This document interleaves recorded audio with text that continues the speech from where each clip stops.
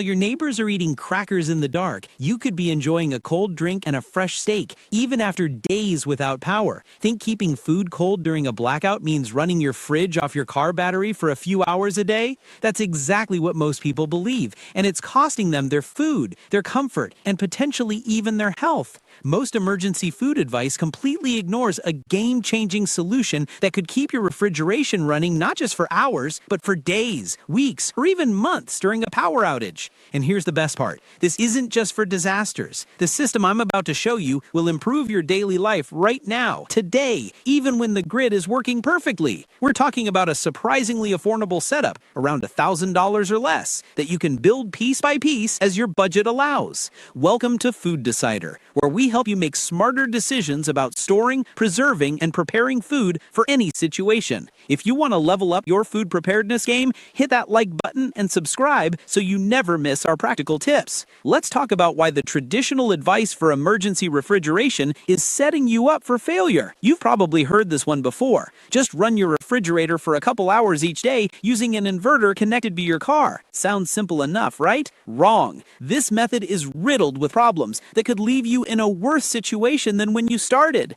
First, your car is one of the most vital pieces of equipment you have during an emergency. It's your escape route, your way to get supplies, your potential shelter. When you use your car as a makeshift generator, you're putting enormous stress on an alternator that was never designed for continuous high draw loads. You risk draining the battery, damaging the alternator, or both. Imagine needing to evacuate or drive to get help, and your car won't start because you've been using it to keep your milk cold. That's not preparedness, that's shooting yourself in the foot. But even if you're willing to risk your vehicle, there's a much bigger problem: food safety. The USDA warns that food enters the danger zone when temperatures rise above 40 degrees Fahrenheit. In this temperature range, bacteria multiply rapidly, turning your food into a potential health hazard. When you cycle your fridge on and off, running it for just a few hours a day, the temperature inside rises and falls dramatically. Your food spends hours at a time in that danger zone, and you're gambling with foodborne illness every single time. And let's not forget about your freezer. When you're only powering it intermittently, items begin to partially thaw, then refreeze when the power comes back on. This might be acceptable for a day or two, but over several days or weeks, you're destroying the quality and safety of your frozen food with every cycle. That expensive beef you bought on sale? Ruined. The ice cream you were saving for a morale boost? A crystallized mess. Now, some people will say, just use a generator instead of your car. And yes, portable generators are definitely better. They're designed for this purpose and won't risk you stranding you. But they still can't solve the fundamental temperature fluctuation problem. Plus, you're dealing with fuel storage issues, the noise that announces to everyone within earshot that you have power, and the ongoing cost of gasoline or propane. Here's the real kicker. A standard full-size refrigerator requires about 3,000 to 4,000 watt-hours of energy per day. In battery terms, that's roughly 400 amp-hours from a 12-volt system. To put that in perspective, you'd need a massive battery bank and a significant solar setup, or a lot of fuel to keep it running continuously. For most people, that's just not practical or affordable. So what's the solution? Instead of trying to power your massive, energy-hungry main refrigerator, you need to think smaller and smarter. Enter the dynamic duo of emergency food storage, a compact chest freezer, and a mini fridge. These appliances are absolute game changers, and here's why.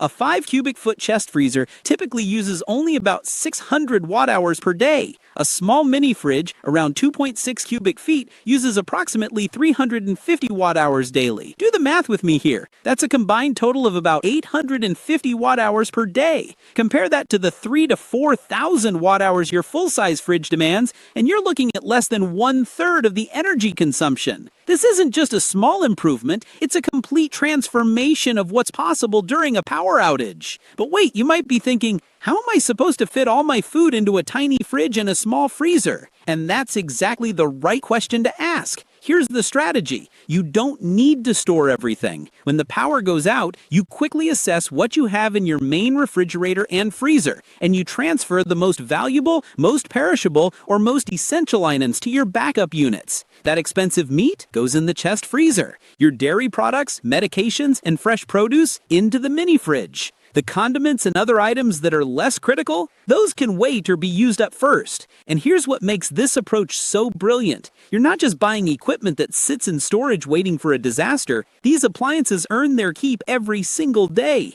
Use your chest freezer to stock up on meat when it's on sale. Use your mini fridge for beverages, overflow storage during holidays, or as a dedicated space for meal prep. Many people set up a mini fridge in their garage or basement and wonder how they ever lived without it. You're building a preparedness system that pays dividends in your daily life, not just during emergencies. This setup becomes absolutely critical if anyone in your household depends on refrigerated medications. For people with diabetes who need insulin, backup refrigeration isn't a luxury, it's a matter of life and death. Even medications like certain antibiotics have their shelf life significantly extended when properly refrigerated. Your backup system could literally save a life. Now let's talk about how to actually power these efficient appliances when the grid goes down. The simplest emergency setup requires just 3 components: 100 amp hour lithium iron phosphate battery, a 600 watt inverter, and some basic wiring. That single battery will power both your mini fridge and chest freezer for approximately 24 hours. Here's how it works in practice. Keep your backup appliances plugged into the wall and running normally every day. When the power goes out, you simply unplug them from the wall outlet and plug them into your inverter, which is connected to your battery. That's it. No complicated switching, no rewiring, just move a plug. Your food stays cold, your temperature remains stable, and you don't have to gamble with cycling power on and off. If you want an even simpler solution, many modern portable power stations combine the battery, inverter, and charge controller all in one unit. You just plug your appliances directly into the power station. These are incredibly user-friendly, though you'll typically pay a premium for the convenience and integrated design. But what happens after 24 hours when your battery is depleted? This is where your recharging strategy comes into play. You have several options, and the best choice depends on your situation and resources. Solar panels are the most popular solution for good reason. However, you need to be realistic about their capabilities. A single 100-watt solar panel will only partially recharge a 100 amp hour battery during a day of good sunlight. To fully recharge your battery in a day, you really need at least 200 watts of solar capacity. That's 2 panels. If you live in a consistently sunny area, you might get away with less, but it's better to overestimate your needs than underestimate them. Alternatively, you can use a generator to recharge your battery, which is much faster than solar, but requires fuel. Or, in a pinch, you can carefully use your vehicle's alternator to charge the battery, though you need the right charging equipment and should be cautious about not overtaxing your vehicle's electrical system. The most elegant solution for longer outages is what I call the 2-battery system. Here's how it works. You have 2 identical batteries. While one battery is powering your appliances, the other battery is being recharged by your solar panels, generator, or other charging source. After 24 hours, you swap them. The battery that was powering your appliances goes on the charger, and the freshly charged battery takes over powering your food storage. This rotation allows you to run your refrigeration indefinitely, limited only by your ability to generate or store energy. Your appliances never go without power, your food never enters the danger zone, and you're not scrambling to recharge a dead battery while your food warms up. It's a simple system that provides robust, reliable performance. Now, if you really want to take your preparedness to the next level, while also creating a system you'll use and love every single day, consider building a permanent solar-powered setup. This is the gold standard, and it's more achievable than you might think. A solid example system includes 2 100 amp hour lithium iron phosphate batteries, 3 100-watt solar panels, a charge controller to manage the solar input, and a 600-watt inverter. This setup can run your mini fridge and chest freezer 24 hours a day, 7 days a week, whether the grid is up or down. You're completely independent for your backup refrigeration needs. In typical operation, your batteries will drain only about 25 to 30% overnight, and they'll be fully recharged by mid-afternoon on a sunny day. Even if you live in a cloudy area, 2 panels might suffice, though 3 gives you a comfortable margin for less than ideal weather.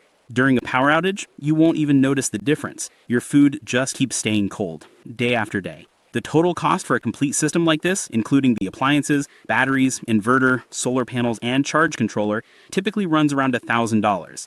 Maybe a bit more depending on where you shop and what deals you find. But here's the beautiful part. You don't have to buy everything at once. Start with the chest freezer and use it for daily overflow storage. Add the mini fridge next, then grab a battery and inverter for backup power. Finally, add solar panels when your budget allows. Each piece you add increases your capability and your daily convenience. When you're selecting your equipment, size matters. Choose a chest freezer and mini fridge that fit your available space and meet your family's needs, but remember that larger units consume more power. You need to balance capacity with efficiency.